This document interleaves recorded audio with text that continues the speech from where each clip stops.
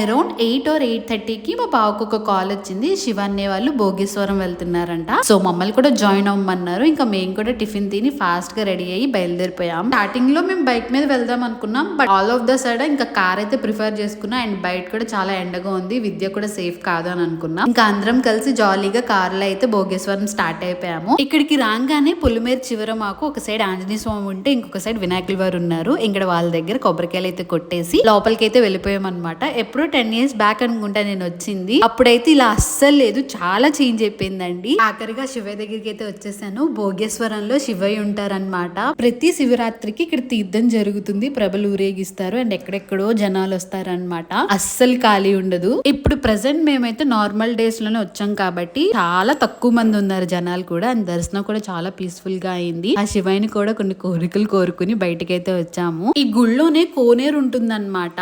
Last time నేను వచ్చినప్పుడు full water తో ఉన్నాయి, ఇప్పుడైతే అస్సలు లేవు. క్లీన్ చేస్తున్నట్టున్నారు. అండ్ చుట్టూ కూడా సంథింగ్ కన్స్ట్రక్షన్ ఏదో జరుగుతుంది. చూసారా, విద్యతో శివన్నయ్యకి ఒక మంచి బాండింగ్ ఉంది. అండ్ అన్నయ్య కూడా బావకి ఫ్రెండ్ అయినా కానీ మా ఫ్యామిలీలో ఒక మెంబర్ లెక్క. ఇంకా మొత్తం చూసేసి రిటర్న్ ఇంటికైతే బయలుదేరిపోతున్నాము. ఎండ కూడా బీభత్సంగా ఉంది. అండ్ నా షిఫ్ట్ కూడా టైం అయిపోయింది. అంటేనండి, ఈ మినీ వ్లాగ్ నచ్చితే లైక్ చేయండి, కుదిరితే ఛానల్ని సబ్స్క్రైబ్ చేసుకోండి.